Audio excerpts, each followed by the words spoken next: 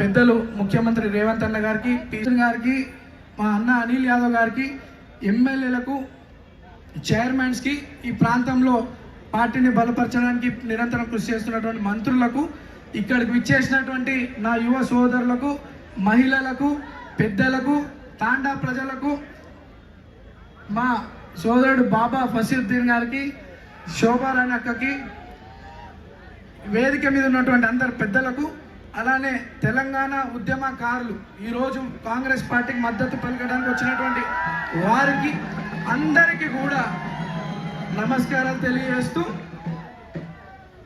గతంలో ఈరోజు మీ ముందుండి మాట్లాడుతున్నానంటే, ఒక అభ్యర్థిగా మీ ముందుండి మాట్లాడుతున్నానంటే ఇదంతా కూడా పెద్దలు, కాంగ్రెస్ పార్టీ పెద్దలు, ఏఐసిసి పెద్దలైనటువంటి సోనియా మేడం గారు, రాహుల్ గాంధీ గారు, మల్లికార్జున్ ఖార్గే గారు, కేసీ వేణుగోపాల్ గారు, వారితో పాటు నా మీద ఈ ప్రజలకి అండగా ఉంటానని, వీరి సమస్యలు పరిష్కరిస్తానని ఎంతో నమ్మకంతో నాకు ఈ అవకాశం కల్పించినటువంటి పెద్దలు ముఖ్యమంత్రి రేవంత్ అన్న గారికి, పిసిసి అధ్యక్షులు మహేష్ అన్న గారికి, ఇన్ఛార్జ్ మేడం నటరాజన్ గారికి, విశ్వనాథం గారికి, ఎంటైర్ క్యాబినెట్ పెద్దలందరూ కూడా పాదాభి నమస్కారాలు తెలియజేస్తూ, మరి పెద్దలు నా మీద పెట్టుకున్నటువంటి నమ్మకాన్ని మీలో ఉంటూ కష్టపడి పనిచేస్తూ వాళ్ళ నమ్మకాన్ని, వాళ్ళ గౌరవాన్ని నిలబెడతానని చెప్పి సందర్భంగా తెలియజేస్తూ, గతంలో 3 సార్లు మీరు ఈ ప్రాంతం నుండి బీఆర్ఎస్ పార్టీకి అవకాశం కల్పించినారు.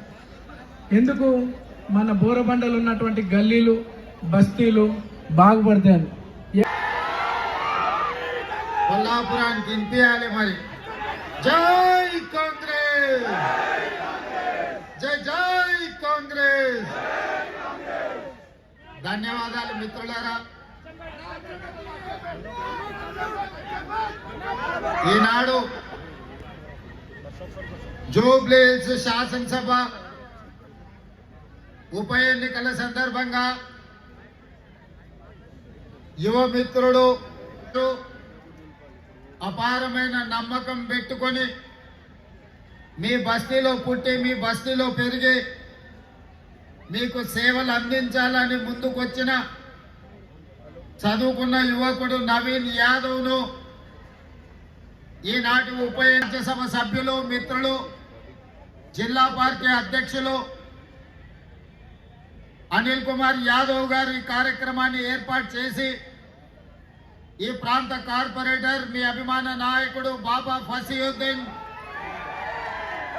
అదేవిధంగా ఈ కార్యక్రమానికి ముఖ్య అతిథులుగా పిసిసి అధ్యక్షులు మహేష్ కుమార్ గౌడ్ గారిని, అదేవిధంగా మంత్రివర్గ సహచర సభ్యులు 2023 ఎన్నికల సందర్భంగా మీ అభిమానాన్ని గెలుచుకోవాలని ఎన్నికల్లో నిలబడితే ఆనాడు మీకు అందరికి ఒక మాట ఇచ్చిన అజరుద్దీన్ గారిని గెలిపించండి, మంత్రిని వేసి మీ ముందు నిలబెడతాను.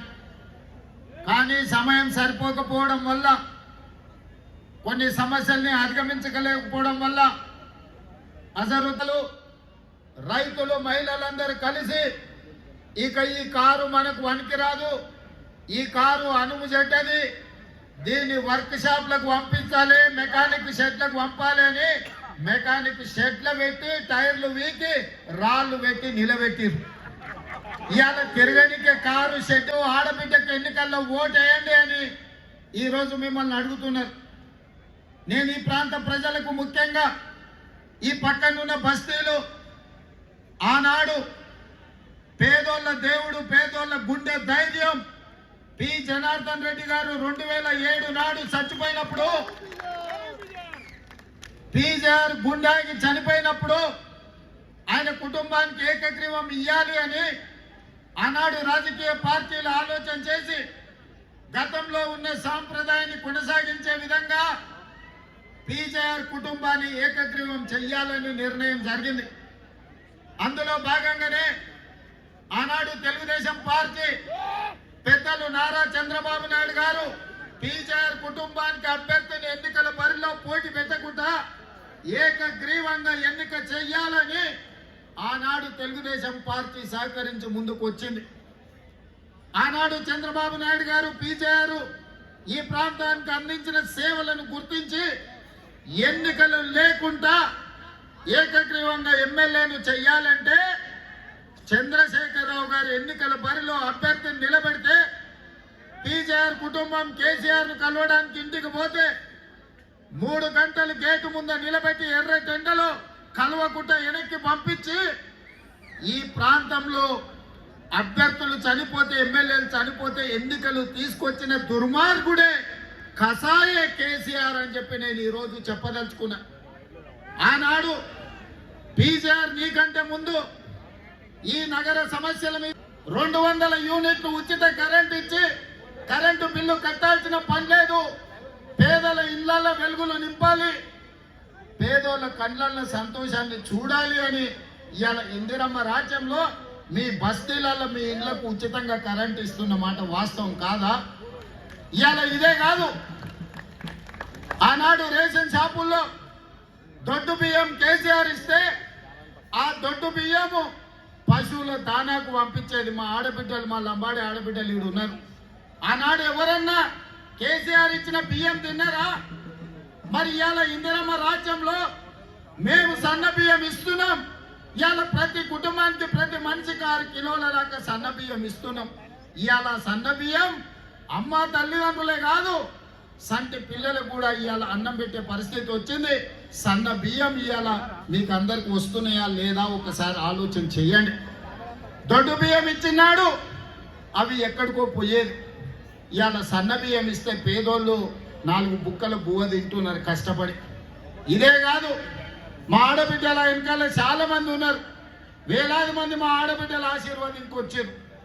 మా ఆడబిడ్డలు పనికి పోవాలన్నా, లేకపోతే పండుగ పూట అమ్మగారింటికి పోవాలన్నా, లేకపోతే అమ్మవారి దర్శనం చేసుకోవాలన్నా, బల్కమ్మపేట ఎల్లమ్మ దర్శించుకోవాలన్నా, లేకపోతే యాదగిరిగుట్ట లక్ష్మీ నరసింహస్వామిని దర్శించుకోవాలన్నా ఇంటి ఆయన కిరాయి పైసలు ఇస్తే తప్ప పోవాలి.